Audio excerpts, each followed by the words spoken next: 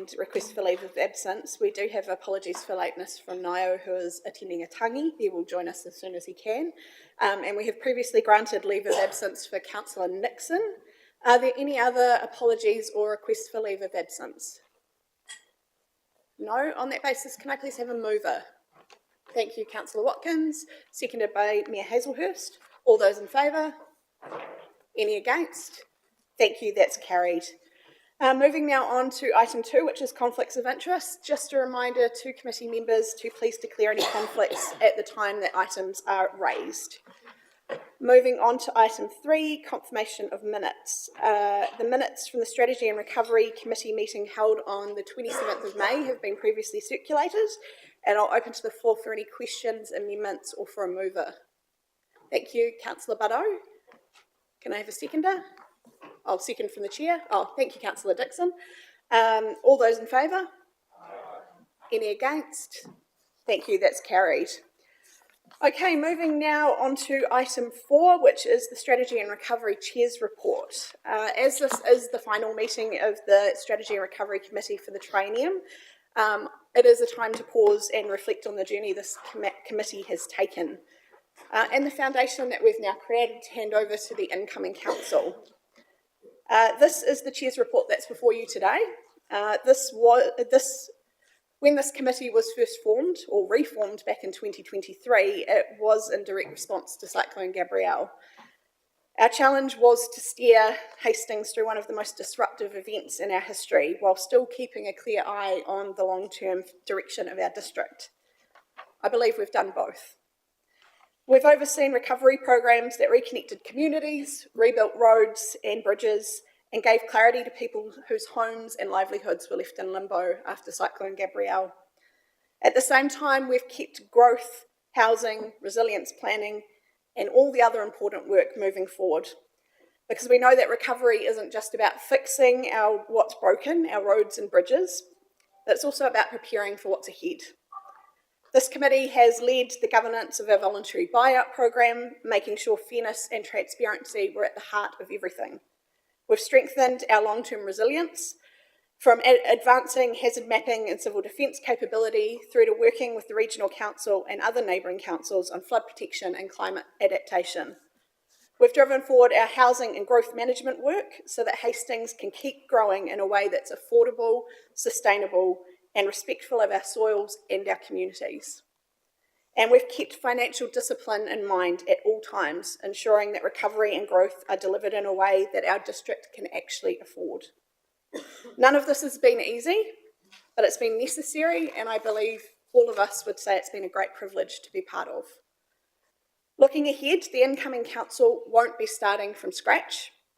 They'll inherit a clear strategic work program with reviews already underway on our capital works contracts, development contributions, major assets, and how we fund our growth. Regional collaborations are stronger than they've ever been in flood protection, spatial planning, and climate resilience. And thank you to the Regional Council members who are here today. And a pathway of investment choices that balance resilience, affordability, and equity have also been put underway.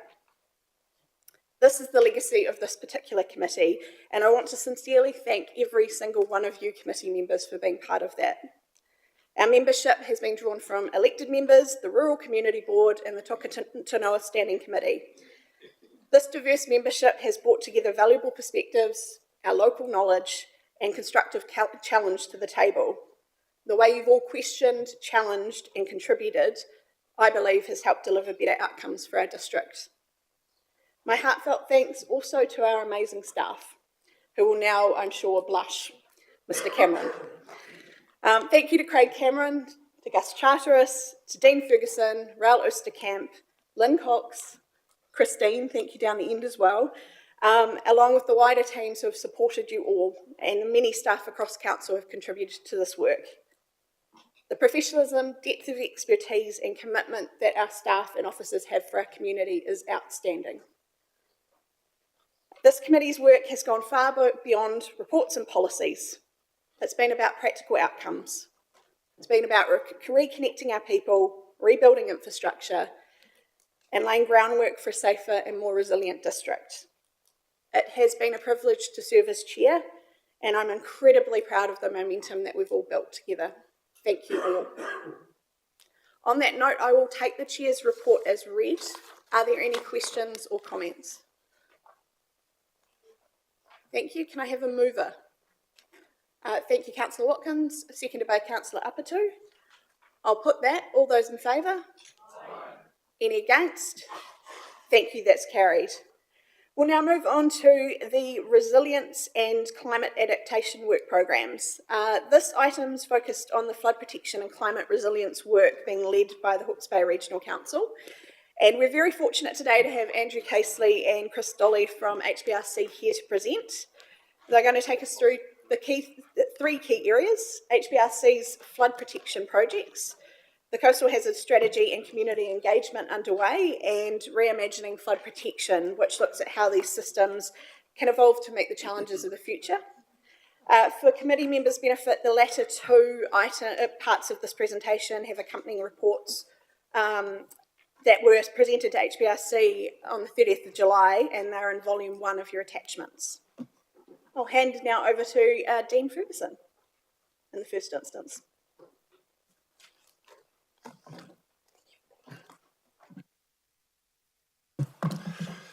Thank you, through you, Madam Chair. Kia ora, everybody. As highlighted, this is the report on the resilience and climate adaptation work that's underway within our region, working alongside our partner councils and other strategic partners as well. So today we have here Mr. Casely, who'll be talking on the Hawke's Bay flood protection-led projects, and a short presentation on that, and also we have Mr. Dolly here, who will also be contributing towards the reimagining flood resilience work and the ongoing sort of Clifton to Tongoia coastal hazard strategy work, and the sort of the next iteration of that, and where we're going. So what I'll do is I'll pass over to Mr. Casely to talk us through it, and then at the end of that presentation, if there's any questions specific to the presentation itself, and then we'll move on and we can talk on the reimagining and the coastal hazards. Thank you. Thank you, Dean. Thank you, Madam Chair, Morena, everyone. Thank you for the opportunity to update you again on just where the Regional Council is with its flood mitigation, and particularly focused on the land CAT areas that are still impacted because they're waiting for these works to occur. So I'll just run through for you, as I have done on previous presentations, on a project-by-project basis. Won't dwell for too long on them, but I thought the first one we might do, if I could just have, I think, the third slide. Thank you. Who's driving? Dean? Is it you or is it me? Me. No, he's got it. He's got it. And the next one. We'll go to the next one. So I've just got... Here we go. Now it's my problem. See if I can do it. Yeah, here we go. So look, this is just a traffic light update for you as to what we consider the status of our projects. Most of them are green, which is a great space to be in. I'll just talk about the ones on the bottom there that are both amber and red. Porongahau and Pakowhai are amber because we still have a lot of property to gain access to allow us to actually construct the works. We're progressing well, but I don't want to pretend how much more we've got to do to just finalise those land access arrangements. We believe that we could look at a staged process of starting some of the work before we actually have all of the land, and that's a risk call that we'll make at the appropriate time. Wairoa is red because there are several parcels up there where at the moment we have not had positive feedback about our ability to access the land. And a huge amount of effort is going in generally into the Wairoa project, but specifically in regard to those properties by the Crown Manager, Lawrence Yule, who is up there at least 2 days a week, liaising closely with the community impacted by all of our works up there and ensuring that everyone is up to speed with what we're doing. But I hope, if I get the opportunity again with a new group of councils after the elections next month, that when I come back we can show that that's in a much better space. But that's the reality of where we are, and as I said, a huge amount of effort going in to do all we can to provide flood protection to Wairoa, which they've never had before. Looking at each project individually, Pakowhai, it's our second largest project. To remind you, it goes from the Ngaraura River to Links Road, approximately 8 kilometres. through some intensely developed horticultural land in particular. There are at least 2 full property purchases we need and potentially a third, and about 30 others that we're having ongoing interactions with around land access. Of course, the principal property owner there being the Joan Fernie Charitable Trust, because of the impact that we're having on their property on a number of fronts. And we're having very positive discussions with them, but still need to conclude arrangements with it. We hope to award a contractor for that job by the end of the year and to progressively step into the construction to maximise the amount of time we've got over the 25-26 construction season and start building. And one of the good things that we have landed on, took us a little while, but we got there, was to finally say that we are using for the materials on that job, which is about 250,000 cubic metres, materials from both the Ngararoro and Turaikuri rivers. And we'll be doing as much of that off-road as we can. There will be some impact on your district council roads, and we're liaising with Craig and his team as to what that impact could look like to make sure that we minimise that and keep people well up to date as we progress. Our next one is the Ohiti Omahu project, and I'm pretty sure I showed you that picture last time. It's just the works that we did under the bridge there coming out of Fern Hill, where we cleared about 7,000 cubic metres of silt and put that rock revetment work in, and it looks really good. But we want to do better than that, and this week they'll be going to market the procurement for the award of the contractor for that job, and we hope to have a start in November for them, perhaps even late October. So that'll be great progress on that front. Relatively straightforward job. We have got 2 road raisings, one on Taihape Road and one on Ohiti Road. They're, in my view, the big risks of this project because we want to certainly minimise the disruption to the road users on those 2 parts of your roading network. And again, having fantastic interaction with Craig and his team. They've got one of your people that will be on our TET to select the appropriate contractor. The contractors must be off your qualified A list, I think it is, for roading works, to make sure that they're doing everything they need to build an asset that you will take ownership of once that road raising's completed. Our next one is Waiheke, and delighted to say that this is our first project that's now under construction. Phoenix Contracting Limited are our contractor who's been awarded this job. They have commenced, literally I think yesterday, all the materials stockpiled in that area that you can see in the photo there, and we hope to have this job finished by late summer, early autumn. And that'll be fantastic because then we can really tell the insurers that we've made the difference that these projects are all about. So that was a very happy moment when we signed that agreement a couple of weeks ago. Our next one is Whirinaki. We went through a lot of anguish with this project, as Nigel knows, at actually getting the funding in place. We're extremely grateful for the support that we received from all of the Hawke's Bay councils for the reallocation of $9 million of Crown funding from CAT 3 buyouts to this project. The Regional Council stumped in an additional $3 million as well. That has allowed us to stand the project up. We had a meeting with our CAT 2C property owners out there a couple of months ago, and we got a clap. And boy, did I take that, because we haven't had many claps in this program yet. I hope we get many more, but it was great to have the first one at Whirinaki. And this project, I'm pleased to say, is going really well now. It will be in 2 contract parts. We've got about a 1.6 metre road raise on the state highway, just about near the entrance to the Transpower and Contact Energy sites, and that will be a separate contract given the criticality of the work required there, the interaction with NZTA. We'll be maintaining 2-way thoroughfare, which is a prerequisite requirement of NZTA. The other contract will be for the stop bank works, which extend from the left of the picture there by the sea, right up to the back of the Pampac log yard. And about 90,000 cubic metres of material, I think, will be going to this job.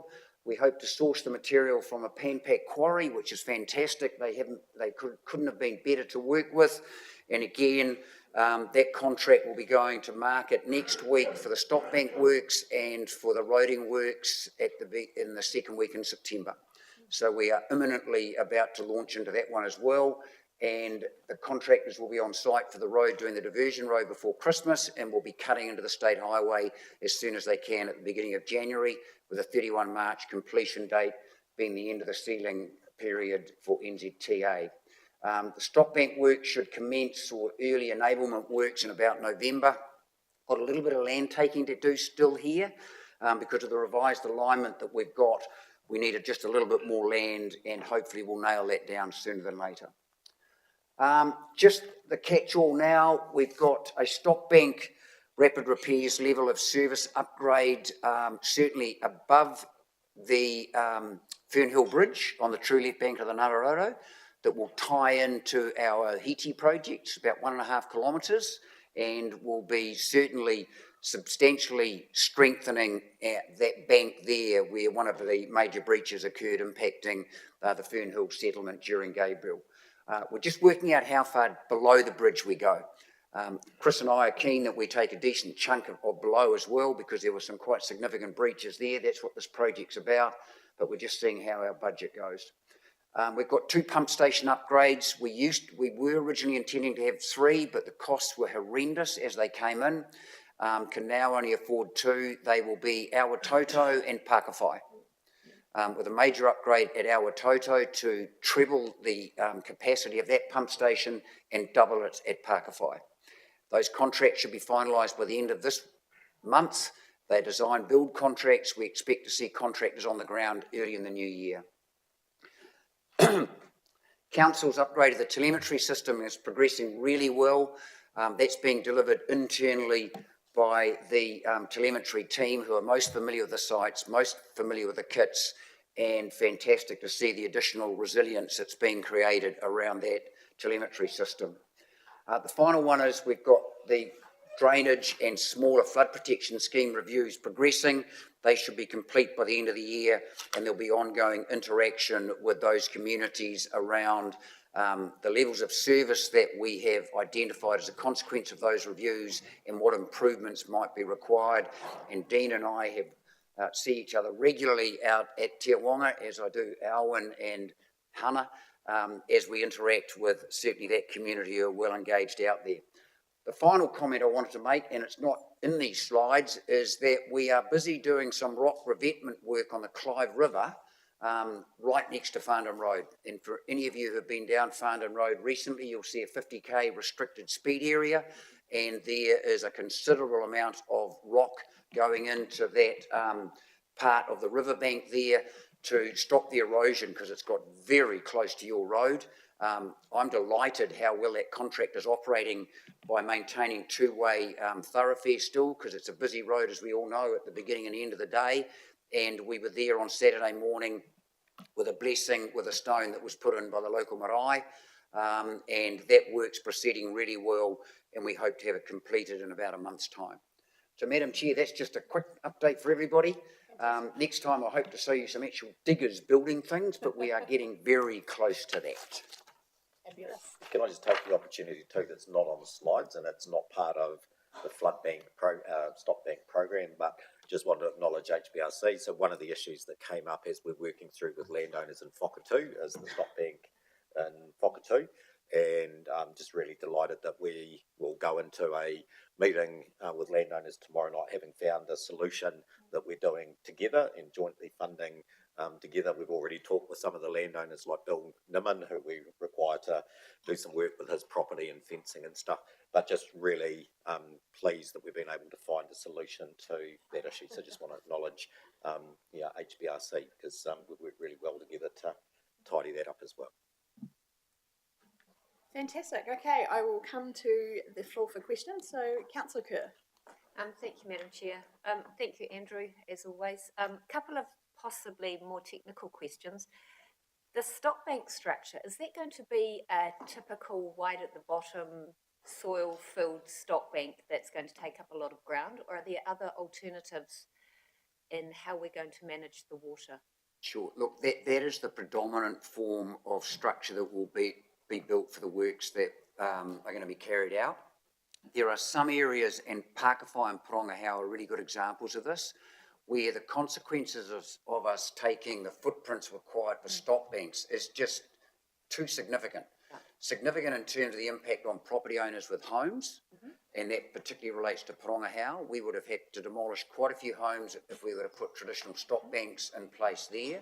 So we're now proposing to put in property engineered flood walls, and likewise on part of the alignment at Pakawhai, with a particularly valuable horticultural block there, the same principle applies, is that the impact on that property owner from just their operation and the cost of the project of gaining the access to, or the land, and also even dealing with the canopy pullback for the kiwi fruit grown there as well was just eye-watering. So we will be partially building flood walls on that alignment as well. Thank you, thank you. And just one further question. With the telemetry sites, does the regional council have rights of access or agreements with landowners? And if not, can I just lob that one that maybe it could happen? Right, and I must say, I'm not 100% certain whether we have easement rights. I suspect that there's probably a combination of both, the goodwill of property owners and more formal legal access arrangements. But I hear you, and I'm sure that Chris and I will have a chat about that. Thank you. Thank you, councillor Kerr. Mayor Hazelhurst. Well, thank you through you, Chair, and thank you, Andrew, for the update. I mean, it's really exciting to see that we're underway and just about diggers in the ground and so forth. But just following on from telemetry, how will our community know about the telemetry arrangements and what is happening there? See completion June 26, but how will the community be engaged and what those warning systems look like? It's a point that I've made on numerous occasions into the comms team at Regional Council about getting the message out, Yes. about the work that is being done and the improvement that is being made, and that is so critical given the issues that arose during Gabriel when those sites got blown out as frequently as they did. And then an example, in fact, I hear this almost all the time. People are delighted that the mitigation works are going in, but they want to know about the early warning system. And you would have heard the same message, Yes. I have no doubt. And the Ohiti project's a good example of that. There is no flood level recorder site in that catchment, and we will be undertaking as part of the project implementation, the installation of an appropriate site. And we are talking about how that will communicate directly with property owners to give them early warning. Thank you. Just through you, Chair, just a couple more questions. I think that's critically important for our community. We'll hear it again in October through the coronial inquiry. So, you know, that is going to be raised again.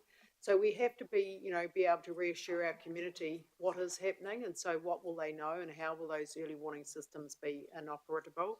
So, just want to highlight that because we need to be reassured that we've got something different than what we had with Gabriel.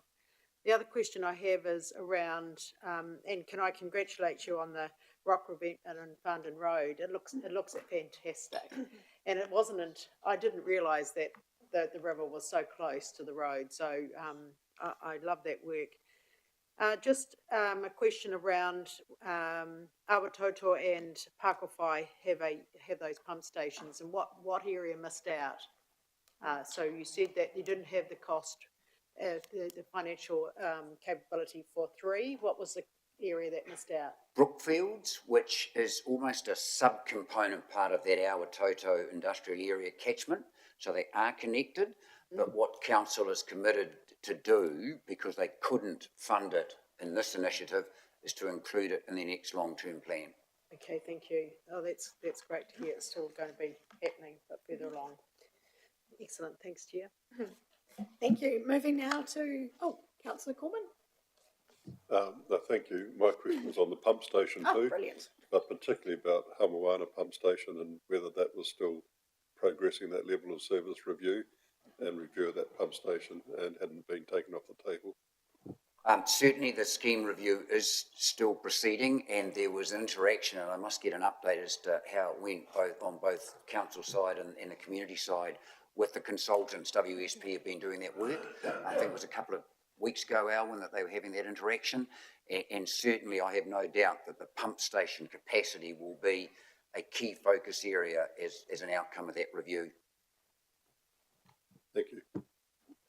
Councillor Teo Skipworth. Thank you. Just again on the pump station, what was the weighting used on who got it and who didn't?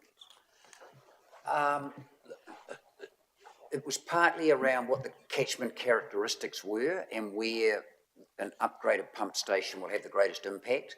And if you go into that Awatoto catchment area, that the one that is the Awatoto pump stations is the nearest to the Ravensdown site and just behind the Biorich site. So it was essentially at the bottom of that drainage area catchment, and therefore, and it was the one that is most critical for the industrial facilities in that catchment itself as well. And so that was a bit of a no-brainer that that one was the primary focus. And then it was felt that the upgrade of the Parker 5 pump station, and these aren't, they're drainage pump stations. They're not overtopping breach pump stations because they just get overwhelmed. There's just too much water to possibly deal with those through traditional pump stations. But having said that, you know, we know the importance of that Parker 5 catchment, and all of these pump stations are nearing the end of their life and will at some stage in the not too distant future all require upgrade. So it was just a case of prioritising, and Parker 5 and Awatoto, through the work that Chris and his team did, advise council that they're the ones that were top priority at this point. Thank you. All right, well, thank you. If there's no other questions or comments, is there anything further, team? Yep. Yeah, through you, Madam Chair. So just in regards to the other two items in the covering report, so around the reimagining flood resilience and the coastal hazards. So I'll ask Mr. Dolly to sort of provide a brief update on both of those regional council-led projects. But I'd just like to highlight that from Hastings District Council's perspective, and you know, our work that's being sort of carried out along the Cape Coast there. So obviously through Mr. Hanson, who has unfortunately sort of left us, but led a couple of sort of major capital projects, being the maintenance and upgrades of the revetment along sort of from Clifton down to Cape Coast Corner, and then more significantly the Eco Reef, which was finished last week. And if you haven't been out there and seen it, I encourage you to go out there and look at it. But absolutely fantastic structure and provides that sort of resilience for the Tiawonga community. I believe there's a official opening. Community celebration. Yeah, community celebration on Thursday. Yeah, thank you. But I'll pass over to Mr. Dolly. Thank you, Chair. So look, these are two papers that the team produce regularly on about a monthly basis or thereabouts to keep all of our partners updated as to the progress of these two projects.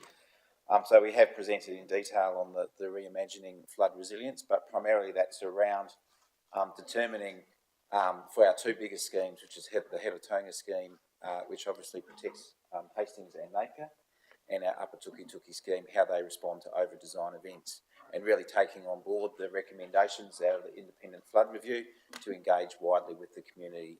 So you'll see in the paper that process is up and running. We've got members from this council who are participating in that process, and where we're at effectively is about to appoint some of those stakeholder groups through the oversight of our councillors and other partners. So it's progressing well. Happy to answer any questions on that. And then the second paper too is the continuation of the Clifton to Tungoil consultation or engagement with communities, and the paper there outlines key decisions of the Joint Committee and key decisions of the Hawke's Bay Regional Council, and that engagement is about getting the right options to present to the community for that formal engagement, so we have a good engagement process. We've got 30-odd people from the community engaged in that process, and there's been meetings held as recently as yesterday working through those issues around affordability, priorities, etc. So happy to sort of take those papers as read and answer any specific questions on those. Thank you for that. Councillor Montefiore-Henry. Thank you, through you, Madam Chair. Mine flips back to the scheme review and then comes into the coastal hazards, please. Yep. Talking particularly around the lower part of the East Coast. What role does the Seacrest play in protecting your drainage scheme, please? I know we need not deep diving, but it's all relevant. Yeah. So look, it is I think, quite a complex situation. So we know at Hamawana that is an area that's subject to natural hazard, and in those large swells, sort of that 50-year return period, those swells do enter the drainage system, and the drainage system is not designed to cope with that influx of the ocean. And so we're right on the interface there. I think the good thing is that project is taking that issue on board, and we'll work through what the appropriate solutions may be in the future. Secondary to that, please, it is the only line of defence between the ocean and the community. We can't stop the sky, we can't stop the ocean. We've been told the Seacrest isn't in that scheme. So I'd just like assurance that we're protecting the drains, but the Seacrest is not in the scheme review. That's correct. So that particular, the natural crest is not currently in the scheme.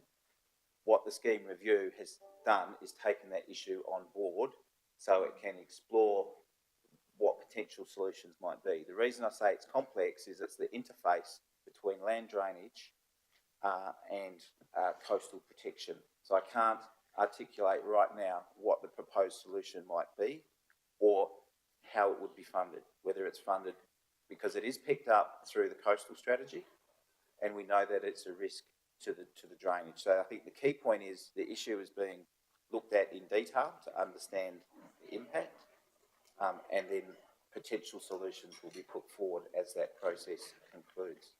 Okay, thank you. Councillor Corbyn. I just follow on from that.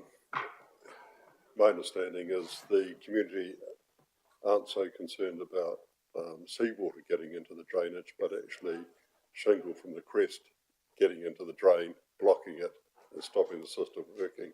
I think that's the real concern out there. And I don't know whether you can separate that from the crest, because it is the crest going in the drain that's causing the problem. So what I can answer that is recognised at an operational level. And I think both councils have been working well together to work through that particular issue. Okay. Yeah, through you, Madam Chair. Just to follow on to that, so as Mr Dolly stated, we have been working quite closely with Regional Council around the consent and the conditions of that consent and what's sort of permissible and what's sort of restricted and sort of ways of working. So we have made some good inroads with Regional Council and working with their compliance team as well. I guess what we've found and you know, what our sort of GIS mapping's shown is that post-cyclone, the Seacrest has moved, and it's moved onto private property. We're not legally bound to go onto or entitled to go onto private property and carry out any remediation work or renourishment. So that's probably the first challenge. The other challenge is that we probably have a differing appetite from the community out there around the crest itself and what the crest sort of offers and what it's restricting. So I was trying to work through that as well, but I'm confident working with Regional Council that you know, we're formulating a good plan as to you know, what the short to mid-term future of the Seacrest looks like until such time as the strategy is adopted. Thank you. Now I'm conscious of time, and this is a really important and detailed issue, so I think this is something we can pick up and keep the conversation going offline, and potentially look at updates to future council as required. If there's no other questions or comments, can I have a mover? Thank you, Councillor. Happy to move. Thank you, Mayor Hazelhurst. Thank you, Councillor Hickey. So I will put the recommendations that are on page 15. All those in favour? Aye. Any against? Thank you, that's carried. Thank you very much, team, for coming along today. We appreciate it. Through you, Madam Chair, can I just ask for an action that an update is provided as part of our induction to our new council? This work is critically important, and we need the new council to fully understand what's happening in all of our 5 impacted communities, and so they pick this up and run with it. I think that's an excellent idea. Thank you. We will note that. Okay, team, now moving on to item 6, which is our update on our strategic work programme. So we've got the Chief here who's going to take that away. Thank you, through you, Chair. Good morning, councillors. Yeah, obviously, I just want to spend a few minutes setting the scene for the update around our strategic work program, because context is everything for what's facing us into the future, and context is constantly shifting. So, just to paint a bit of a picture, 2 months from now, there will be at minimum of 7 new faces sitting around this table. There will be a new mayor. There will be a new deputy mayor. That is part of our context, and part of our work is obviously positioning for what the new council that's elected by the community will be grappling with heading into both next year's annual plan, but critically the long-term plan. We know that at the moment our balance sheet is being driven by huge capital expenditure that's related to maintaining our assets and infrastructure, dealing with growth, and obviously the big one is Cyclone Gabrielle. And so we all know that rating affordability is a huge issue for the community, but there's going to be a tough set of choices and trade-offs for ultimately the next council with the community as we grapple across some of those drivers. From a capital perspective, it's worth reminding that what's driving our balance sheet and our debt levels is what's currently in the LTP, $2.1 billion of expenditure, with over $1 billion of that being related to Cyclone Gabrielle. A key point on Cyclone Gabrielle that will be relevant for the next council. Through the Mayor and Council, what was really important was achieving funding certainty around the balance of the cyclone program. There are two critical pieces of work we don't have answers to, but are coming. One is what is the cost of the balance of the recovery program? We made some judgments at the time when we said, look, the transport recovery would be circa $800 million. We are managing that program well. We are currently still getting really sharp pricing, and the team are currently doing an exercise to say, what is the real cost of the balance of the program? That will be a material strategic consideration for the future council. That work is well underway. The other critical thing that has changed in a positive way, Ms. Sandra, I think you made it pretty clear that you expected the chief executives to work together to get funding certainty around our transport recovery. Well, that was achieved through the budget with the allocation that the government made of $219 million of enhanced transport recovery funding, and we got enhanced funding rates. Now, that funding certainty now exists through until June 2029. We had a recovery strategy that took our transport recovery out till 2031. The choice for a council in the future will be, what does an accelerated program look like that finishes that program earlier, and what are the implications of that, versus a legitimate choice is to do it over a longer period of time, but it will cost more because there will not be any enhanced funding beyond June 2029. That will be a key strategic consideration for the next council, and so that context is pretty relevant. That's all happened since we had the last substantive conversation in March. The other matters will go to, as we've talked about, operationally, are we delivering the services as efficiently as we can? We, as a council, are leaning in very heavily now to AI, and there are opportunities to basically deliver services more efficiently, and that will be part of the work that we do. But those other choices, as they always exist, we'll get to in terms of the bundle of activities that councils do. What is core? What is non-core, if we use the government's language? And then within those bundles of activities, what are the choices around levels of service? So we are kind of well placed in terms of developing all of those activity level snapshots, but those will be part of the critical considerations for council about the mix of services, the level of services, and holding myself and the officers to account that the way that we're delivering those services are as efficient as can be. And then I guess the last 2 points, one is, again, heading into, I think, largely the long-term plan in 2027, the fundamental question, having answered all of those, is have we got it right in terms of who bears those costs between the ratepayer and the users of some of those services, and have we got our financing policies right in terms of public, private good. And so that will be a critical strategic consideration in the period in front of us. I think one thing that's worth mentioning, because it feels like for the time that many of us have sat here, we've been talking about government reform. Well, all that's starting to become pretty applied now. It's not a contextual thing. The council's made decisions to move to, along with Napier and Central Hawke's Bay, the creation of a Hawke's Bay Three Waters entity.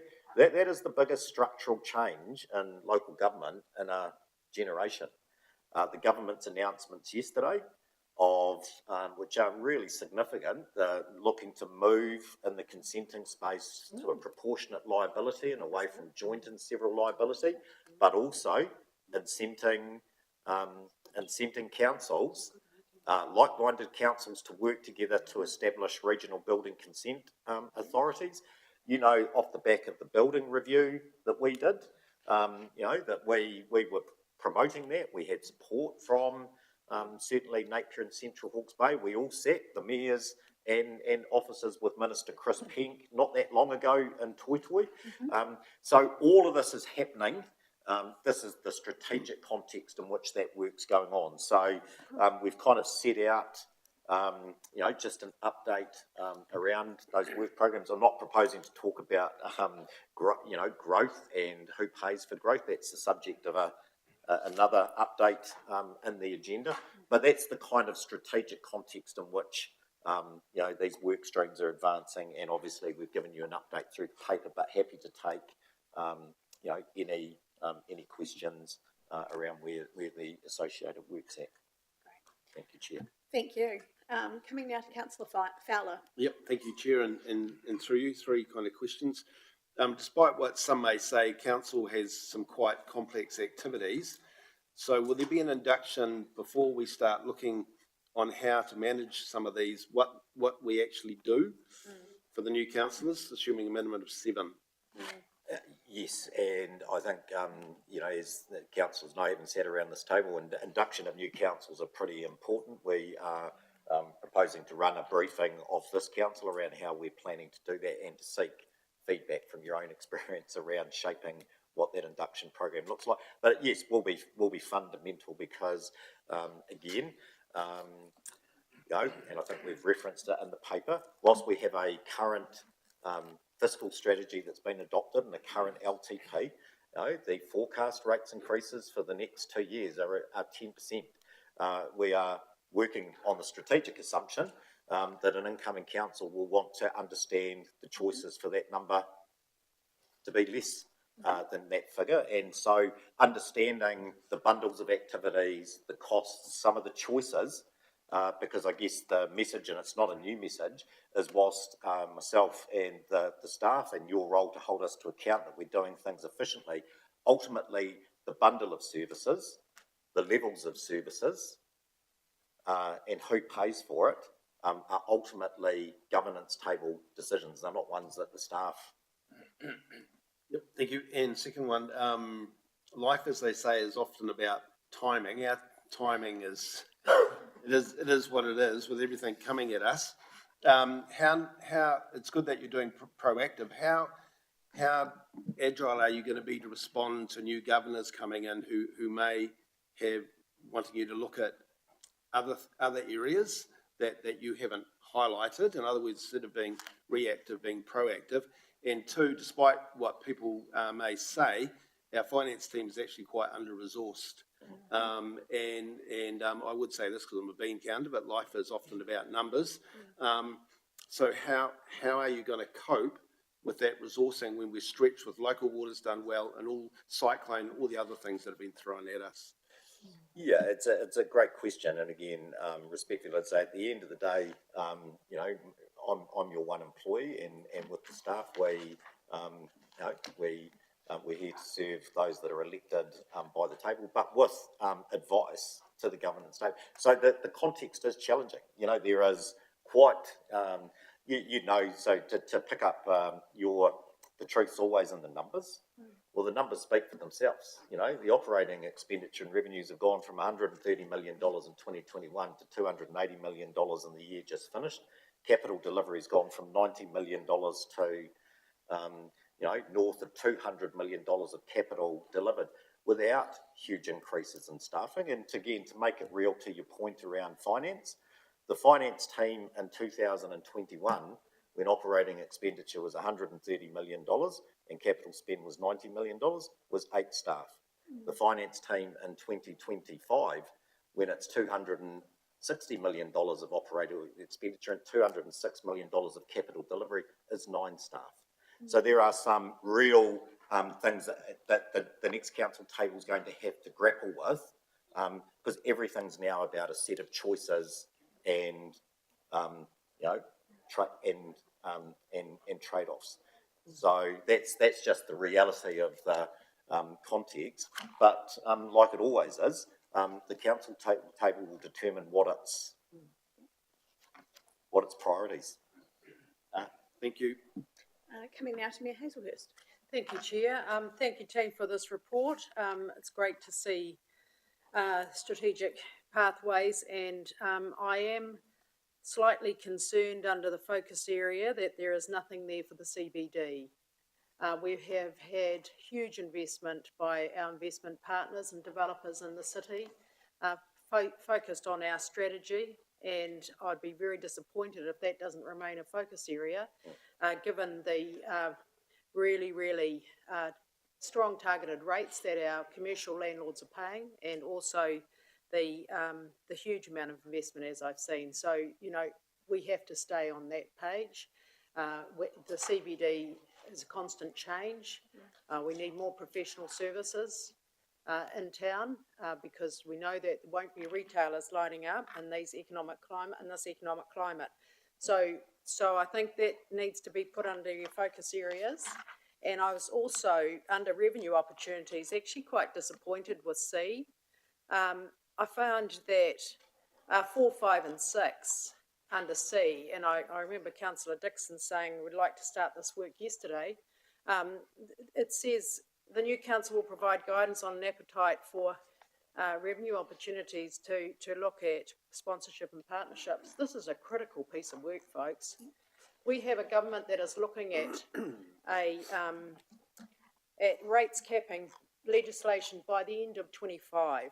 Now, if we don't find some other mechanisms to generate revenue, with our community wanting to see levels of service remain the same, they want to see progress made within all parts of our district, and we have to do this work, and I thought there was budget there to continue to do that work and look at that partnership arrangement. So fees and charges suggests a broad policy framework is sound. For me, that is weak. We know that there needs to be a real strong focus on fees and charges for the next year's annual plan. We know that there needs to be different revenue streams and opportunities, and we've been working on it this triennium, except that, you know, our lives have been taken up with recovery and rebuild. So, but this is management needs to be picking this up and actually running with it, and otherwise we will look down at rates capping at 2.2%, and our community will be wondering why we're not able to do some of the nice to haves that they would like to have with levels of service. So we have to get that work done, and I'd like to take that as an action in the minutes, that this work of different revenue opportunities is highlighted. Chief. Thank you, Mayor Hazelhurst. Any comment from you, Chief? No? Clear direction. Okay, great. Other than what I would say on the CBD is, you know, obviously the council has half a dozen priorities here that aren't reflected in the work. We're working on the basis that councils determine their priorities. The CBD is a priority. We have a CBD strategy that's been refreshed. At the moment, that's an ongoing focus of work.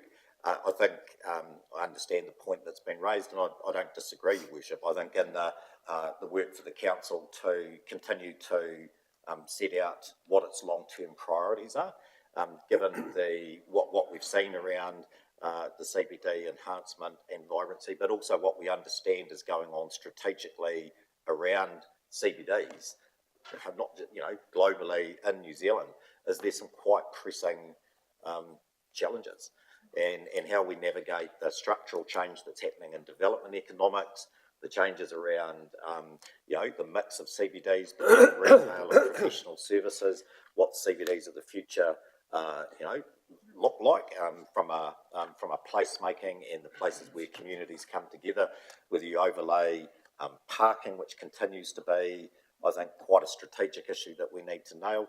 The CBD, I think, is a current priority, and would certainly be advising, a future, council that when we kind of think about, priorities and the strategic context that it needs to stay safe. And on the other points about revenue, but yeah, Gus, you might want to. I'll come to Mr. Charteris. Yep, Thank you. Through you, Chair, Madam Chair. Right. that one. We'll get it right. Just to reassure you, Your Worship, you're absolutely right on revenue. We are taking forward that work. The comment, and it could have been better articulated, was more about testing the appetite of those potential partners. That kind of partnership program that we've talked about with you before really requires the private sector, philanthropy and corporate sponsors to be keen to partner in that way. And so that's the testing that's happening at the moment. And then we'll package that together. We'll hear from them, hear what their needs, wants, whether they want to step into that space, and then we'll bring it back to council. But absolutely, we're taking that forward, and absolutely it's part of our work program. Just on fees and charges, the point there is we actually have a reasonably good policy in the way that it creates the steps to consider whether it's Mr. and Mrs. ratepayer paying for it or whether it's private sector. It's just that actually we need to tighten our operational, coming back to this top table on a more regular basis, saying, well, is it 80% or 20% that public-private split? What are actually the costs we're trying to recover? We need to tighten those processes, and that's where you're getting to. Where is that consideration of the issues that the Chief has talked about? So the steps is fine. It's actually how we do that in practice on a more regular basis. Thank you, Mr. Charteris. Councillor Harvey. Yeah, thank you, and thanks for raising those topics, because I completely agree with you. And there's just a couple of things, and I realise this is quite a high-level type of document, but it is the whens and the whos, and that's what I would like to see is, if we're looking at adoption of some form of AI, what does that map out? What does that look like mapped out? And the same for each of the other ones as well. Just on touching on the AI aspect of it, is any work being done on looking at how governance will actually best utilise AI? Because I think there's some incredible opportunities in that space as well. Not as yet in relation to that point on AI. It's really only been in the last couple of months as we've trying to create space in amongst everything else we're doing. I think we recognise that AI is evolving at such a fast pace that we are actually behind the 8 ball currently. So we've we've had some initial meetings in terms of trying to work up where the scope of focus is, and we'll look to obviously test that with the governance table. Like, for example, I think we're seeing some really big opportunities in the consenting area, and there's some really good use case examples, particularly out of Hutt City. For example, though, what we need to be clear about with the governance table is what are our driving objectives in terms of AI? Is it to improve the customer experience or to enhance consenting? Where does reduction in rates come from the adoption of AI, because we need to be clear on those objectives. So, for example, you might want to go and do a whole lot of stuff in the building area, but if that's largely funded by user charges and not the ratepayer, if your primary objective was we want AI in the first instance to lower the cost of rating activities, that's the work we're doing that we need to bring to the governance table, so governance validate what the priorities are. Okay, thank you. Can I just add to that? I absolutely believe that the governance table and the benefit of AI needs to be a priority going into the next term. This is going to be a completely different table, and there'll be learnings and stuff, and the ability to get people up to speed a hell of a lot faster via it. So I would like to see some form of action that is put around that, please. Thank you, and just noting as well that Risk and Assurance has been looking at AI with IT as well, and just to remember we've got to be very cautious at this early stage because AI is not secure. So I've heard horror stories of other councils with councillors uploading PX documentation into AI, and of course that is not secure. So so just being very careful right now, and Mr. Allen is here, and I know he's been working with the team. Sorry, can I just add to that, please? Yes, although I want to be careful we don't that's end fine. up It's just that deviating from the paper. you've raised one of the biggest issues. So there will be councillors that are using the AI in particular ways already, and it's actually around doing that in a safe manner too. And so that's been noted as part of the induction process through Risk and Assurance. So not deep diving into AI, because that's not the purpose of this paper. I'll now move to Councillor Teo Skipworth. Oh, sorry, I'm going there with AI. Very, very quickly. I just wanted to probably commend our youth council at being leaders in the topic being brought up about AI started with the youth council's presentation. But what I want to, and it sort of goes with what everybody said, is if we're going there, and we are way behind the 8 ball, is that the governance table is presented with best practice models. Yes, absolutely. Thank you for that. Right, Councillor Fowler. Yep, just very quickly, can I suggest an action, please, about whether it's AI is a standing item on a committee, whether it's Risk Insurance or PM, just to be across it. Yeah, I think that's a good idea. We'll note that.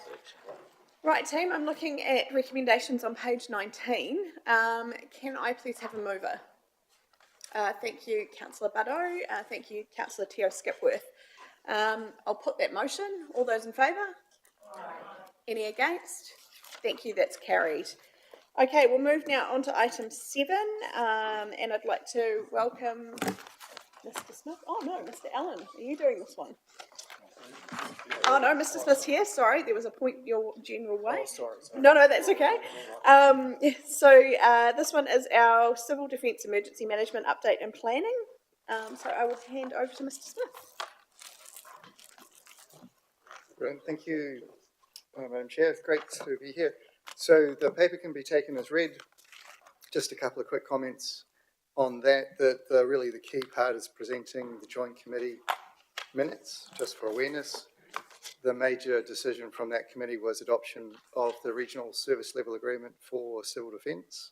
So that's a good step forward, and that sets a foundation for our activity planning going forward.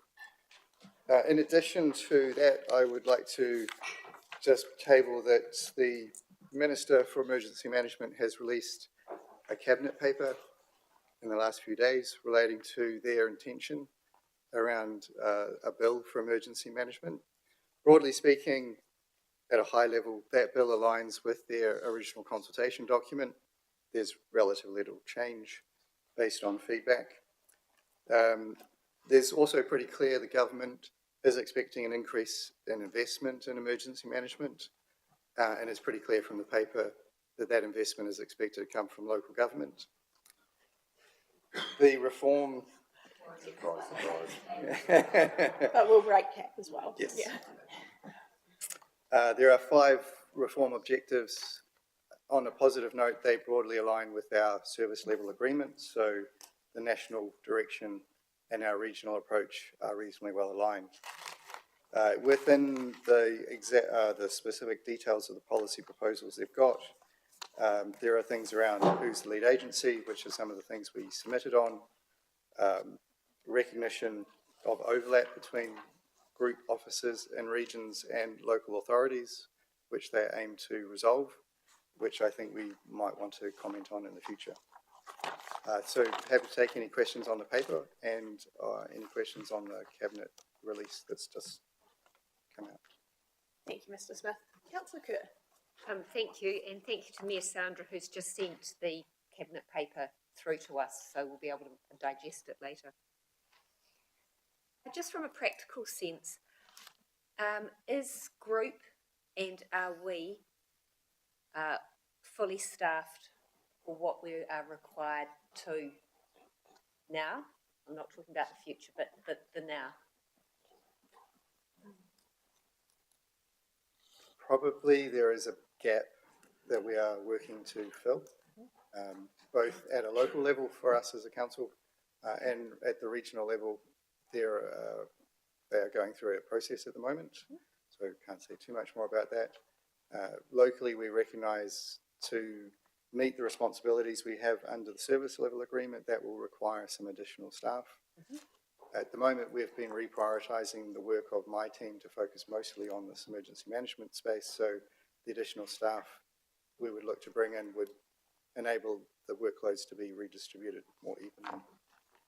So just from the chief's perspective through you, Chair, really clear, we have, with the support of this governance table, been really clear that we need to be, resourced to make sure that in terms of our Hastings communities, we have the requisite, resilience planning, resilience hubs, capability to manage our responsibilities that now exist post Cyclone Gabrielle.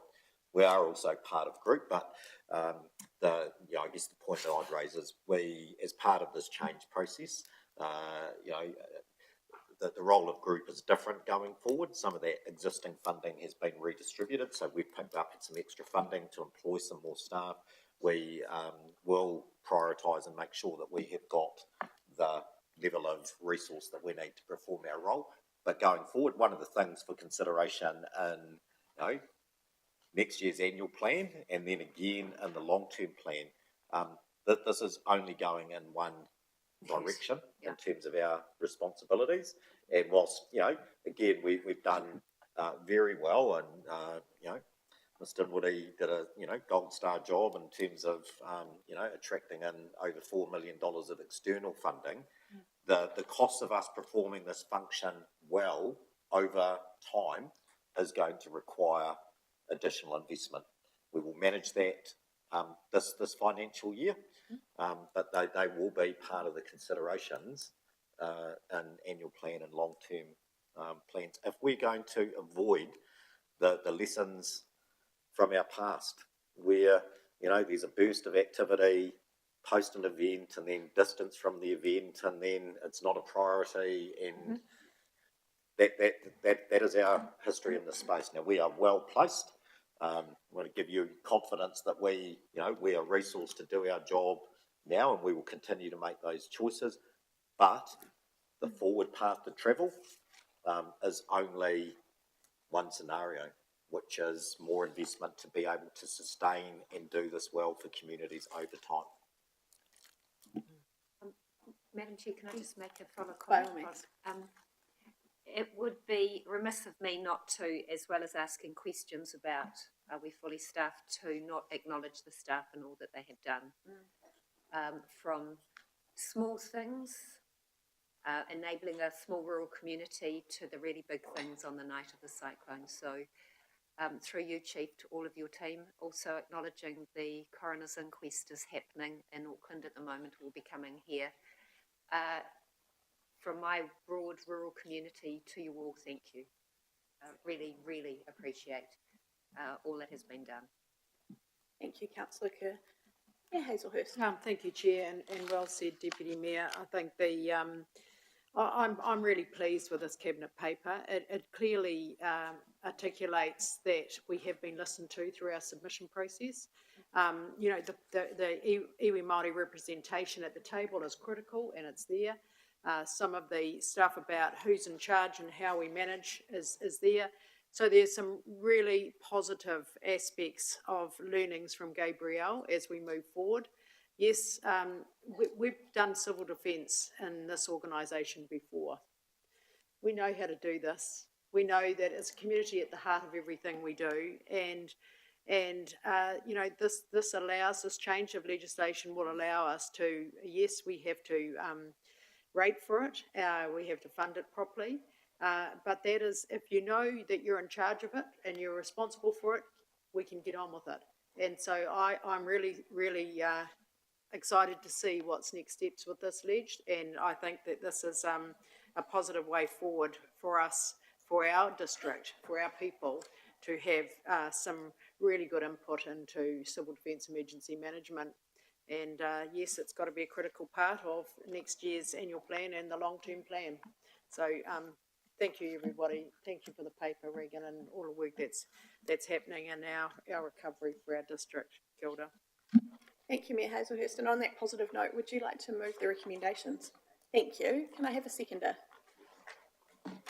Thank you, Councillor Fowler. So I'll put those recommendations, which are on page 33. All those in favour? Any against? Thank you, that's carried. Thank you, Mr Smith. Okay, we'll now move on to item 8, which is our growth and development activity update, and I'll invite Mr Oosterkamp to come forward. So the purpose of this report, as you'll know, is to provide an update on planning, delivery and uptake of our residential, industrial and commercial growth areas. And I believe Mr Oosterkamp has a presentation for us.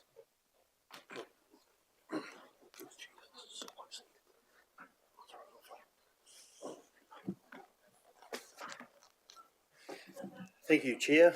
Sorry, just adjusting my seat to get up to a respective height. So I'll take the report as read, and as the Chair's alluded to, it's largely an information report just to step through the various components of growth and development activity, with a real focus on I guess, what's happening on the ground, because, you know, visual representations are always really good in terms of conveying the program. Key areas such as the FDS, various growth and development frameworks like the Havelock North Village Review and the LAPs will be coming separately to Council, so I'm not going to go through those, but like I say, really hone in on some of the activity that's happening on the ground. Cool. So we'll break this down quickly into residential, industrial activity. We'll focus a little bit on the enablement works that is happening as a result of IAF to build and unlock that capacity for housing. And then we'll wrap up with some, just touching on some of the intensification and medium density projects that are happening and emerging. So Howard Street, one of our key urban development areas that's been going for a number of years. Physical works have been complete. That's an aerial shot looking from Havelock towards Hastings. We've got 3 active development areas happening at the moment. We've got 2 on the bottom right-hand corner there. It's the Peak Views development by Tumu, which is a lifestyle village type concept. Again, building activity there is going gangbusters. We've actually got homes being constructed on the other side of the property that separates them in the middle there as well now. Above that, TW Group own that land holding. They've got 2 homes that are being constructed, largely complete from the exterior now. They've got further homes in the planning stages. And then we've got Hero International, who are fronting onto, well, their land holding fronts onto Havelock Road. They're going through and doing a lot of earthworks at the moment to prepare their site. So Howard Street is moving. There's plenty of activity there. Here's a couple of shots just in terms of some of the homes that are being constructed. So the bottom left-hand corner there is the Peak Views development. There's probably at least half a dozen homes there now. And then on the bottom right-hand corner there's an example of what TW is constructing in terms of general market housing. Also like to acknowledge again that what I'm talking you through, this is a council-wide body of work involving a whole range of officers from growth and development, transport, policy, Three Waters, finance, etc., etc. So it's a cross-organisational effort. Brookvale, so in Havelock North, so area probably the next one's probably a better shot. So Area A, which is the area to the front, running parallel Brookvale Road, that's been developed by Lansdale. They're the predominant landowner. You can't see it on this image, but on the right-hand side of that, we've got a land holding that's owned by MetLife, which has just been consented as well for a retirement village. So that's Area A is active in that area there that you can see on the screen. There's probably a good 15 houses that are in construction or have been constructed. It's definitely picked up over the last 3 to 6 months. Area B is the next proposed area, which lies between Brookvale Road and Napier Road.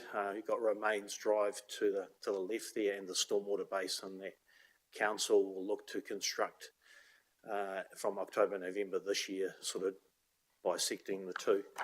Again, just some examples there of some homes construction. We drove around last week just to give you a taste, but again, I'd say there's probably 15 to close to 20 homes that have popped up in that area in the last 3 to 6 months. So again, activity, while it's still slow, it's steady.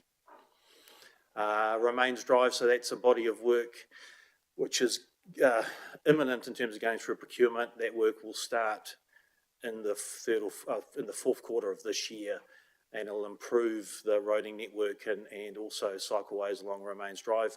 It'll also improve the water main that comes from Napier Road into the Brookvale development. So that's a piece of work that's about to kick off.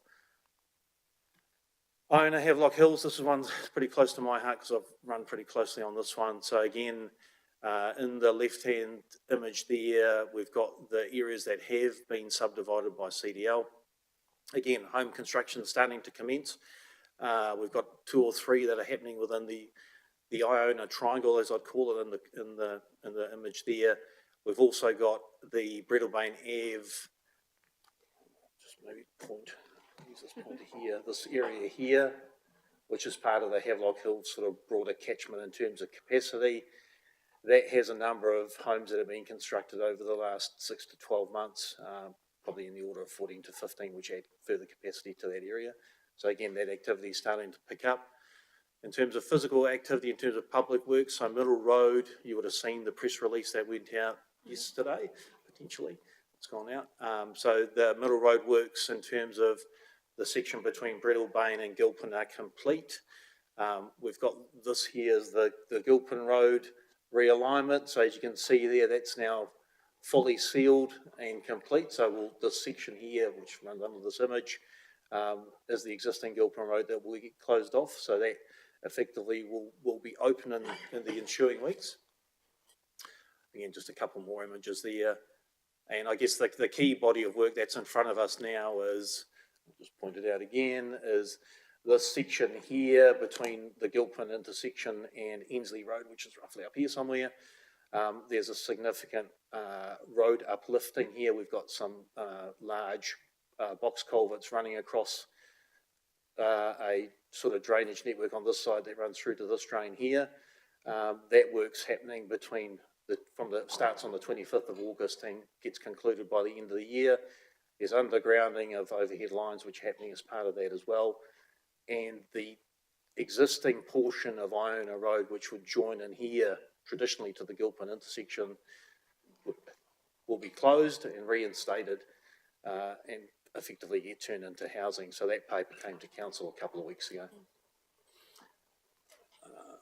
Wainakau, again, just a very brief touchstone on that is, it's still progressing. There's a whole lot of housing activity that's occurred there over the last few months. A lot of activity in this cul-de-sac here at the moment, and there's a lot of proprietary works, as you can see under that image there, in terms of preparing sites underneath there. Lyndhurst Stage 2, so this was, again, one of the old rezoning areas from the early 2000s. They had a 20-year life and roughly a 700, 750 capacity in there. There's a couple of stages that are left to be completed. One of those is at the back. It sits between Ikanui and Stonycroft. So there's still further capacity in there, probably another 60 to 80 houses.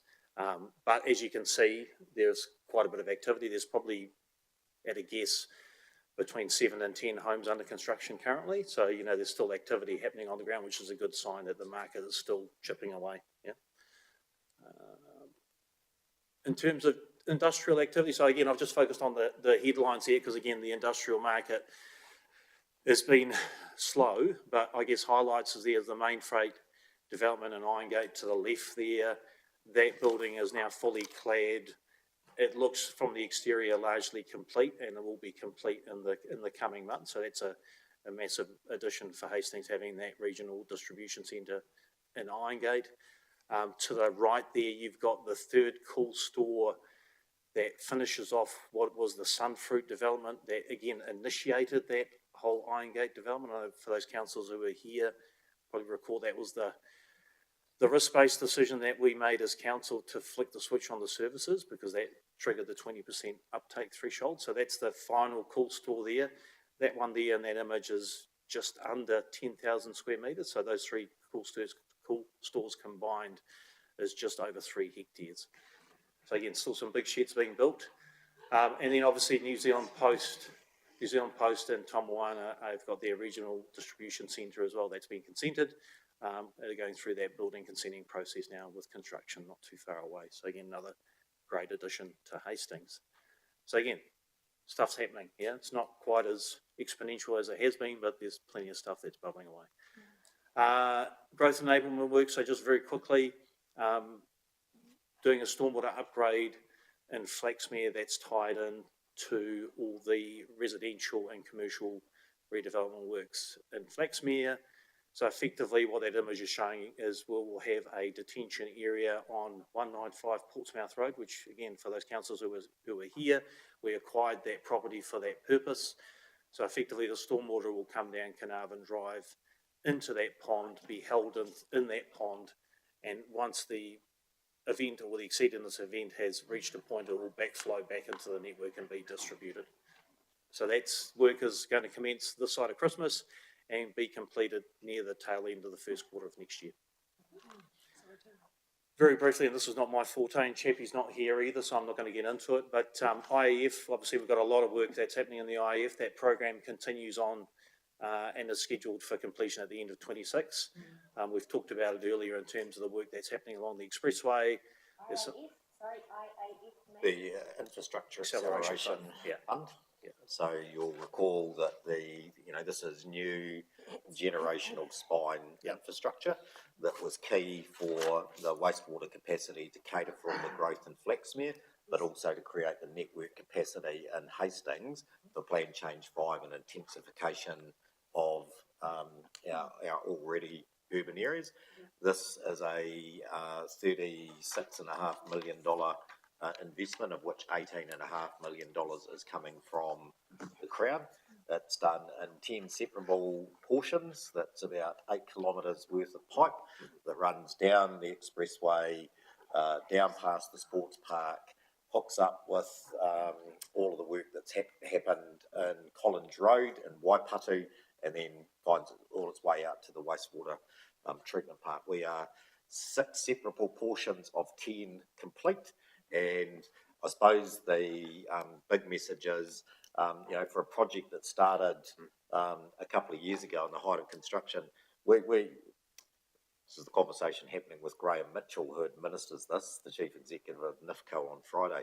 We are probably the only council in New Zealand that is delivering an IAF project within budget, and actually there are some bigger strategic opportunities because many IAF projects were announced and money provisioned, but nothing has happened within 3 years. So there is a opportunity to explore around, for councils that know how to do infrastructure, is some of that money going to get obviously just scooped up and banked as a saving or reallocated for infrastructure. But the key message is this is a really big, once in a generation new piece of spine infrastructure for Hastings growth. It is on track to be delivered within time and, unbelievably, given all of the things in a couple of years ago, within budget. But it reflects, again, at the moment, the sharp pricing that we are getting from the market around delivering some of this infrastructure. So just one other point to add to the Chief's comments there is, again, if you think about the FDS and its criticality and its focus on intensification, this line is key to unlocking that intensification potential in our urban footprint. So it is essential in terms of unlocking future housing. And finally, just wrapping up, getting into intensification. So there's a couple of things I just wanted to touch on. I mean, you guys are well versed on 206 Queen Street and the pathway forward there. Again, that is getting to a point very, very quickly that demolition's not too far away.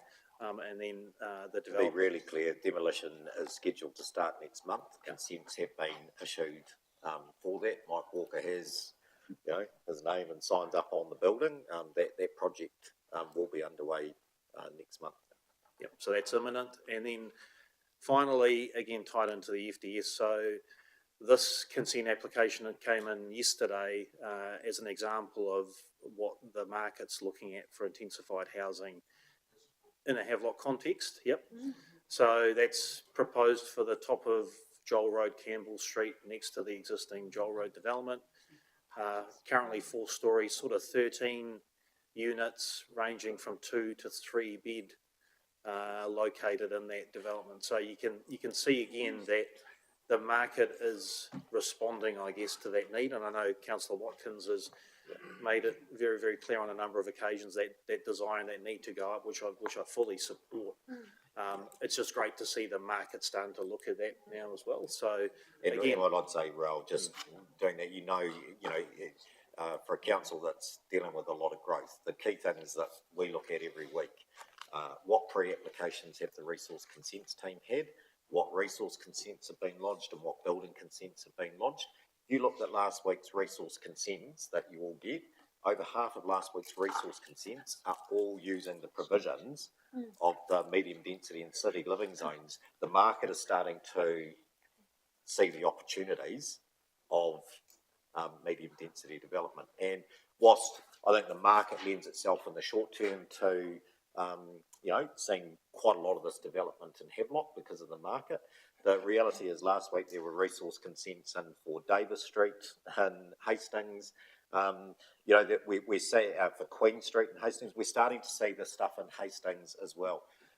The 206 Queen Street development is, as you know, is a really great exemplar project of what is possible if we're going to see good quality intensification of our existing footprints. cool. Happy to take any questions. Fantastic. Thank you for that, Roel. I'll come now to Councillor Dixon. Yeah, thank you, Chair. Roel, thank you for a very exciting presentation.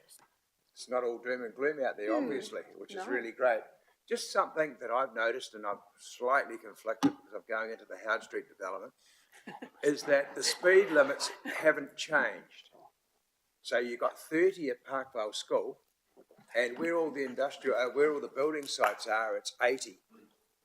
And there's a huge amount of traffic that goes up and down there. And also there's now 2 intersections onto Masters Crescent that come out onto Howard Street that never used to. So when you're doing these developments, the speed limits must alter in line with the development that's happening. I think it's just a safety issue, but they certainly fly down there. Because Havelock Road's 70, you've got Howard Street at 80. So just an observation. Yeah, through the chair, good observation, Councillor Dixon. I'll take that away and have a conversation with the transport team about it. Yep. Oh, that's an interesting point. Thank you. Coming now to Councillor Watkins. Thank you, Chair. Raoul, just in relation to Lyndhurst Extension, 3.2, you mentioned council's funding and cost recovery risk is mitigated. Are we exposed at all, or are those costs fully recovered and mitigated? So which part of the report, Councillor? 3.2, Lyndhurst Extension, just in the very last paragraph there, the last line.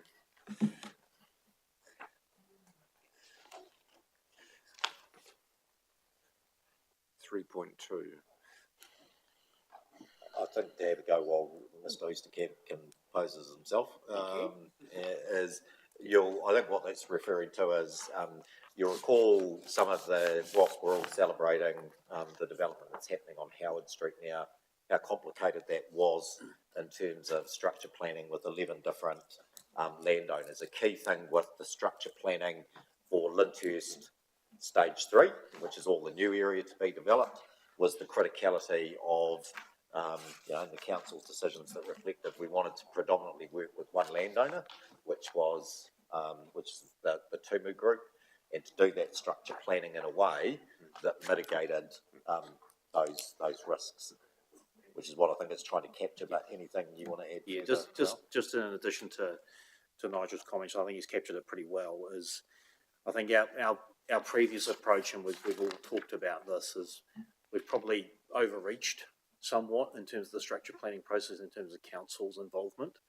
So from a structure planning perspective now, we are very much aware of that, and it's part of our line of sight. So our involvement is almost what is the minimum to get the outcome, which then helps to mitigate council's risk exposure financially in terms of what we take responsibility for.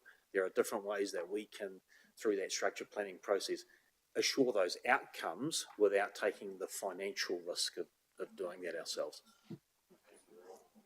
Mayor Hazelhurst. Thank you, through you, Chair. I'm just interested in Kaiapō Road and 3.3, 3.4, and it would be remiss of me, Raoul, not to ask that question. So 3.3 sort of talks about the potential to accommodate future development may be more restricted than original projected, and 3.4 talks about the modelling and recommendations coming back in due course. When will that come back to council? Yeah, so no, it's a very good question, Your Worship, and I was prepared for you to ask that question again. So the short answer is, I think the team has been working through Kaiapō, and we all know the challenges with the Kaiapō area. We also know that Kaiapō as a location is also strategically important as a service corridor in terms of our overall master planning for the city. So we in light of that, and also the challenges around hydrology, we're starting to firm up what the potential yield of that could be, and the numbers are still reasonable. But we want to firm that up, and the intent will be to bring that back to council via a workshop, probably not long after the election, to bring the new council up to speed. So that's probably the short answer in terms of the time frame for that. Yep. In terms of understanding the market, understanding the future of Kaiapō is really important for us as a district. You know, with our future development strategy, where will the housing go? Is it on productive land? And for us to be able to bring this, sound modelling to the table will be very, very important for the development community. Thank you. Thank you, Worship. Yes, and through you, Chair, I think, it's probably seeing Kaiapō and some of the modelling work that's been done in a broader context of Hastings development and how it develops forward from here, because we know we have got, for all of the investments that are being made in new wastewater, spine infrastructure and stuff, some of our biggest existing infrastructure constraints still are around Southern Hastings, Arkina, and sorting how we sort out stormwater and all of that. And when we think spatially about, Camberley at some point is going to be really critical around that redevelopment, the intensification of Hastings, the infrastructure constraints in Southern Hastings. We're going to actually have to think about Kaiapō not just from a yield, but the role that it plays in potentially solving some of those really big stormwater issues if we're going to see Hastings continue to intensify and grow in the right way. Just again through the chair, I think that's a really important point. I think I touched on it, and again Nigel's just touched on it. Kaiapō as a spatial location is more than just a structure plan. It's a strategic network service corridor for infrastructure as well. So that, I think, will bring that complete package back to this table in due course. Yeah. Fantastic. Thank you, Mr. Oosterkamp. Okay, if there are no other questions or comments, we do have some recommendations on page 36. Thank you, Councillor Dixon. Thank you, Councillor Watkins. So I'll put those recommendations. All those in favour? Any against? Thank you, that's carried. Okay, team, we'll now break for 15 minutes for a cup of tea and then we'll come back and carry on with the agenda. Thank you.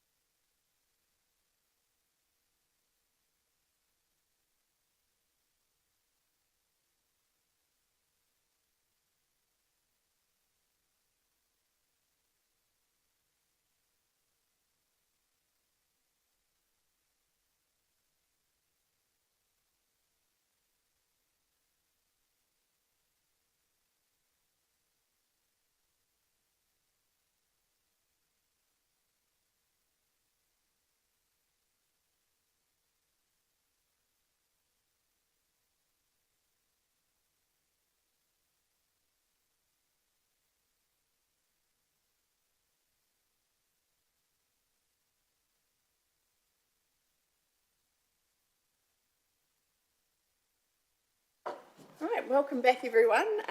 Moving now on to item 9, which is our Chair's review report from the Community Wellbeing Chair, Anna Apatu. So, Anna, welcome.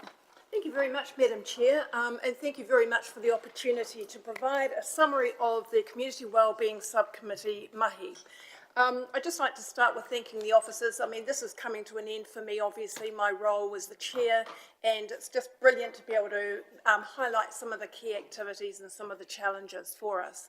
But Bex, the team, the officers, amazing. Thank you so much for your mahi to the committee, and also to highlight the Youth Council representatives who have been diligent. They turn up every time, they've read their papers, they contribute, and I'm very grateful to them.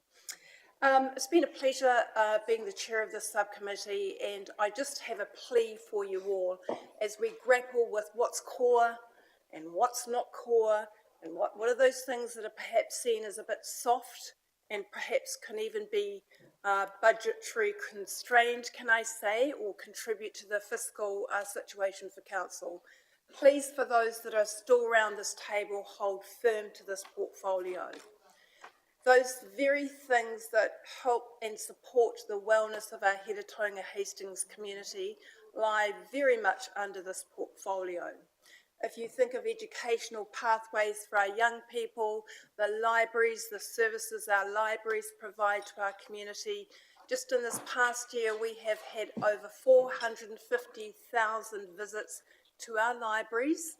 We have had over 700,000 virtual visits to our libraries, and so I congratulate the library team.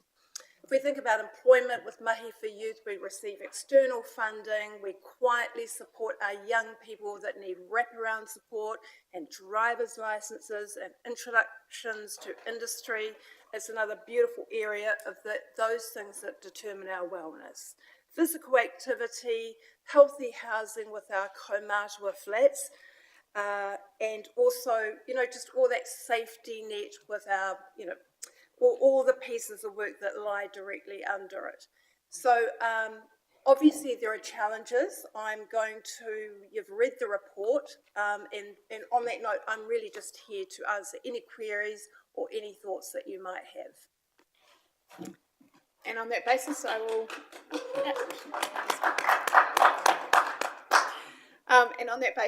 open the floor for any questions or comments. I'll come first to Councillor Teo Skipworth.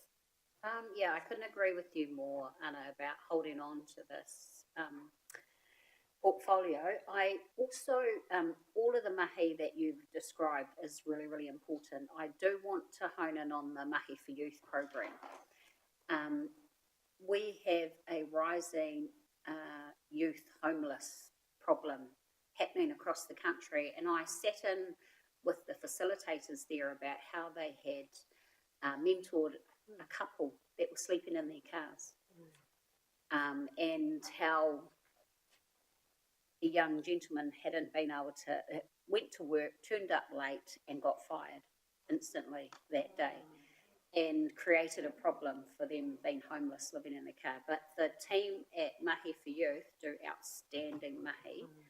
And like I said, we have a huge homeless problem, but we have a rising youth homeless problem. So just want to commend their mahi. Yeah. Thank you, Councillor Teo Skipworth. Councillor Jessup. He mahi tuatahi ki te rangatira kei wangani o mātai mo te tūranga o te hauora o tātou katoa. Thanks, Anna, because you've been a shining light and added your own glitz and glots and awhi to this role. So I do tautoko your passion that we need to be vigilant about carrying it on.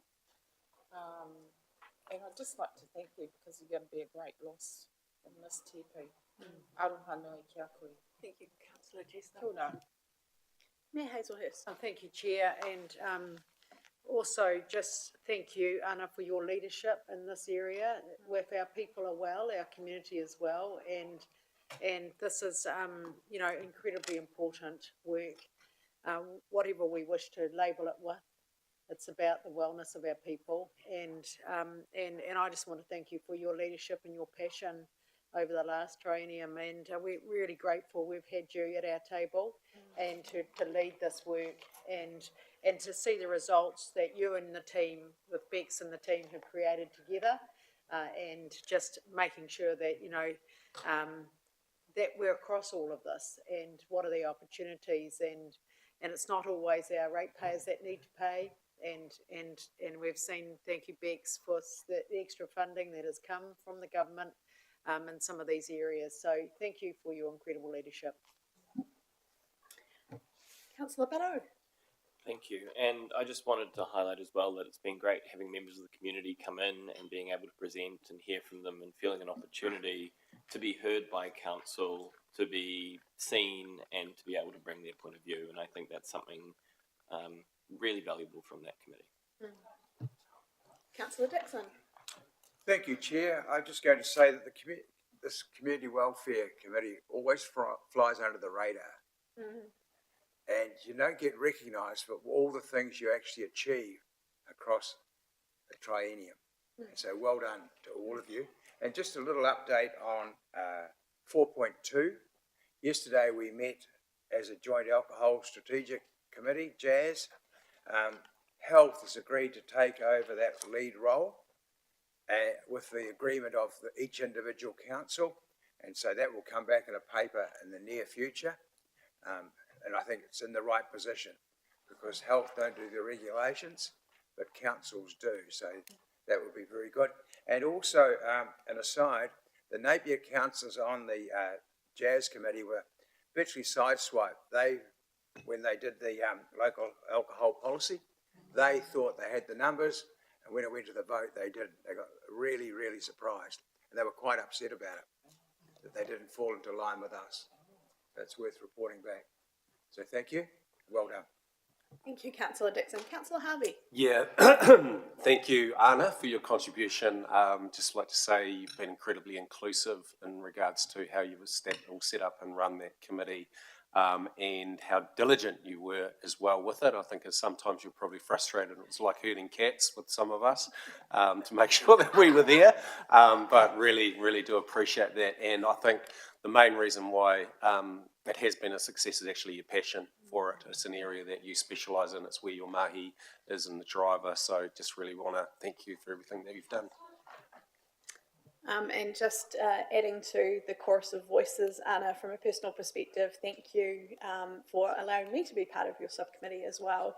I really valued seeing how you've taken that work forward. You've always kept it coming back to what's in it for the community, the deliverables, the outcomes. You've worked incredibly well with the outstanding staff. And thank you also for in the report highlighting the financial benefits of things like Mahi for Youth as well. Getting our young people into employment actually saves the entire community a great deal of money, as well as the social issues that come along with a lack of employment. Are there any other closing statements you'd like to make? No, just to thank Wend as well, because I took over this portfolio. You remember Eileen retired, and so there was a shuffling of portfolios. So there was a really good handover for me. So I'm really happy to support that new person that comes into this role. Very happy to do that. Thank you. That's fantastic. Okay, councillors, we have a recommendation on page 41. Can I please have a mover? Thank you, Councillor Jessup, seconded by Councillor Teo Skipworth. All those in favour? Aye. Any against? Thank you, that's carried. Thank you, Anna. Okay, now moving into item 10, which is our update on our development contributions and the review thereof. At the heart of this paper, as you'll know, is the principle that growth should be paying for growth, and we are now getting an update as to how we're tracking, given we're working under interesting legislation that doesn't always allow that, and there are some changes afoot though. There are, and through you, Chair, I'll make some very brief opening comments to hand to Bruce and Ross. But, you know, the fundamental message is the system that's been in place for a long time is really not fit for purpose. It is complex, it is difficult to run. The principle of growth paying for growth, that is not our current situation, and we have been under-collecting the cost of growth. And we're going to have to work our way through this, and this is what the paper's about, in the context of you know, a government that's going to introduce new infrastructure funding and financing tools. with the establishment of a Hawke's Bay Three Waters entity, we have to unbundle, all of that. We have done some more innovative things of late in terms of finding different ways to work with our development community to fund some of the stuff off our own balance sheet. And all of these things are at play as we kind of noodle our way through this issue. So we've got some good work underway, but I'll hand to Bruce and Ross to add to that and then get into the conversation. Through you, Chair, and thank you, Chief. I think you've covered most of what I was going to say, but I think the key thing with development contributions is really to acknowledge the complexity of what sits behind development contributions. It sounds relatively straightforward. You identify your growth infrastructure that growth should be paying for. You have a think about what the inputs are and how that will be paid through, uptake of development activity. And then you apply an interest cost, and it should be all relatively straightforward. It isn't. There's a lot more to it. There's legislative constraints, and I think one of the key things that's picked up in the report is the impact that some of those legislative constraints are having on us. The ability for developers to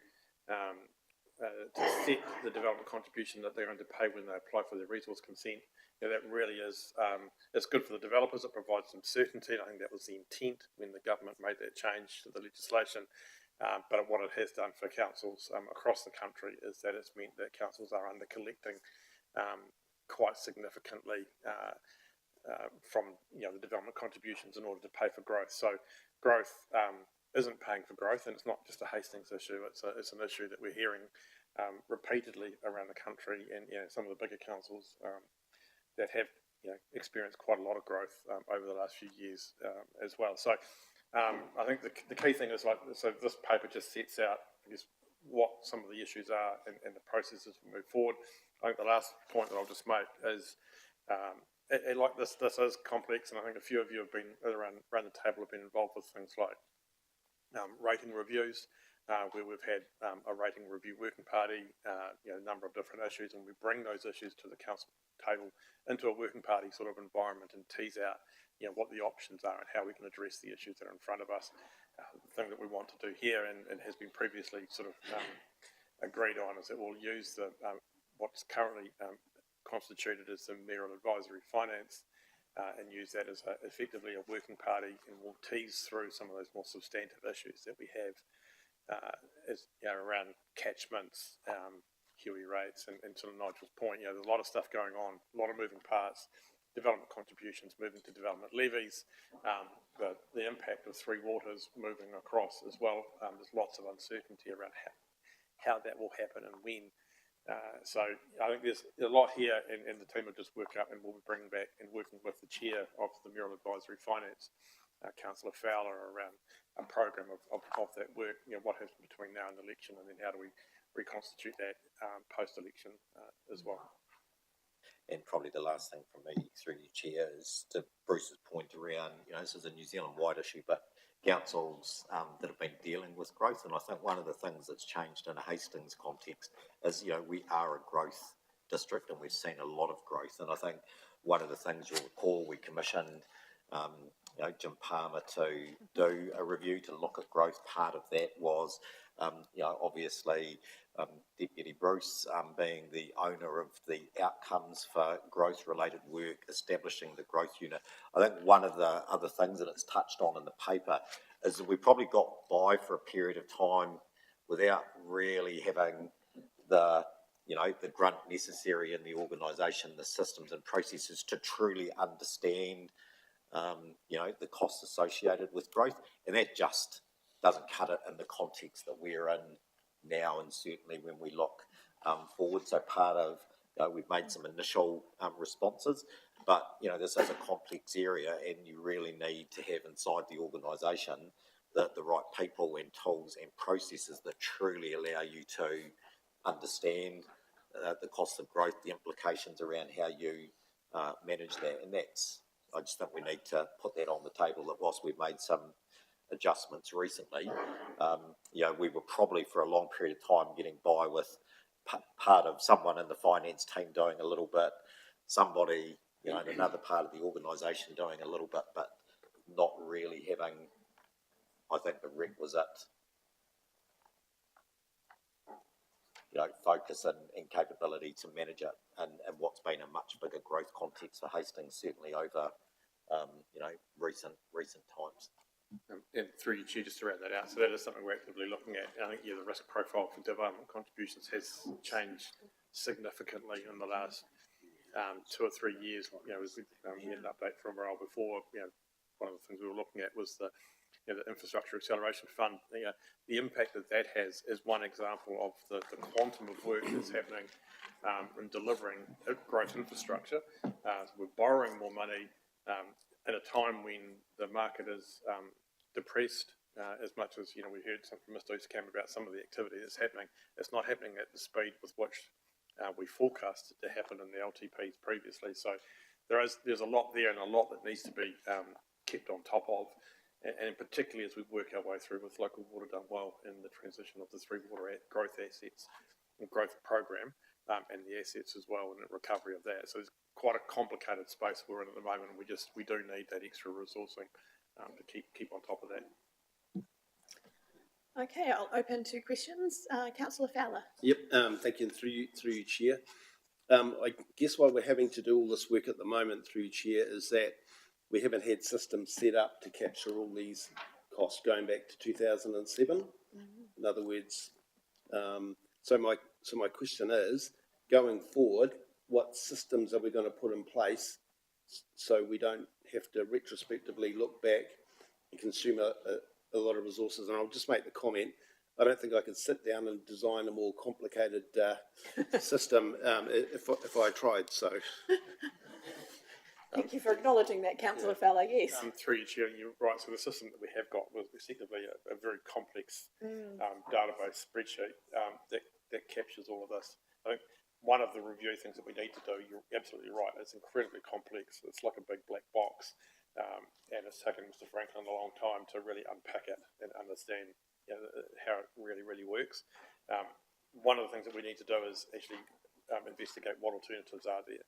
And we've got some councils, Hamilton City, for example, design their own model to do that, and we need to explore that going forward around creating a model ourselves, and also looking around with other peer councils around how they're doing that and what models they're using. But we certainly think one of the work programs is definitely looking at the model that we use in calculating the development contributions and keeping track of all the inputs. Yep, thank you, Mr. Allen. That gives me a lot of confidence. Thank you. Thank you, Councillor Fowler. Councillor Teo Skipworth. I'm really glad we're doing this. In my 1-year term, the DCs have been a bit of a bear bug when you see it coming through, especially when you've got growth not maturing for 10 years. So we're charging at the current rate, but in 10 years' time, inflation, what have you. So I just wanted to comment and say thanks. We needed to unpack this. It is a beast, but a little bit at a time, and we'll get there. And I echo that. Excuse me. Looking at our forward growth program and the multiple millions that we're looking there, we definitely need to make sure we have this right. So thank you, team, for updating us on where you're tracking, and the hard mahi will start for the new council. Okay, if there's no other questions or comments, we have recommendations on page 49. I'm happy to move from the chair, seconded by Councillor Fowler. All those in favour? Any against? Thank you, that's carried. Okay, moving on to item 11, which is the receipt of the Regional Climate Change Risk Assessment Report. Welcome, Mr. Palmer.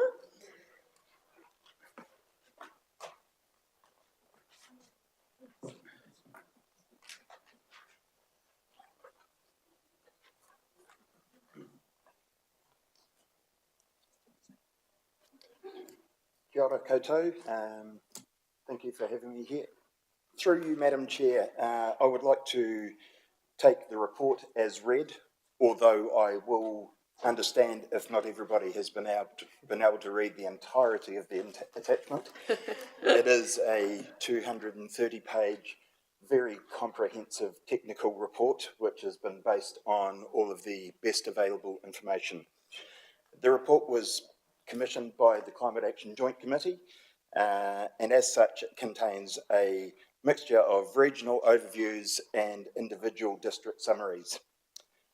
This report will play a very important role in helping council guide its adaptation response into the future. It will help asset managers understand climate risks and plan ahead for those impacts to reduce the impacts on infrastructure and services to the community. The report will help it will serve to deepen our understanding of future climate risks across the district so we can make choices today that help us enhance our resilience for tomorrow. Through you, Madam Chair, I'd like to invite any questions. Thank you, Mr Palmer. Coming first to Councillor Kerr. I'm happy to move this. I understand it's been well investigated and it's been accepted by the regional committee. Happy to move. Thank you, Councillor Kerr. Can I have a second? Thank you, Mayor Hazelhurst. Any questions or comments? No? Well done, Mr Palmer. So I'll put that. All those in favour? Aye. Any against? Thank you, that's carried. Okay, so items 12 and 13, there are no urgent items, and so that officially brings us to the end of today's agenda, but not just today's agenda. This is the completion of the work for the Committee of the Trainium. So thank you again to everyone who's been involved in this, and I think we are moving forward now with a few less agenda papers, knowing that this particular committee has wrapped for the Trainium, although I feel for the staff who have many more council meetings ahead of them.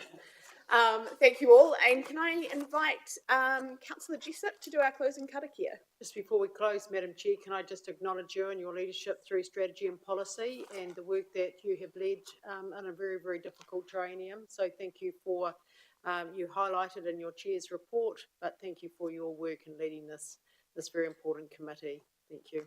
Thank you, Mayor Hazelhurst. Thank you. Kia tai, kia tātou katoa, te ato whai o tu tātou āwiki, o ihi karaiti, i te aroha o te atua, me te whiwhinga tahikanga ki te wairoa tapu, āki āki, ameni.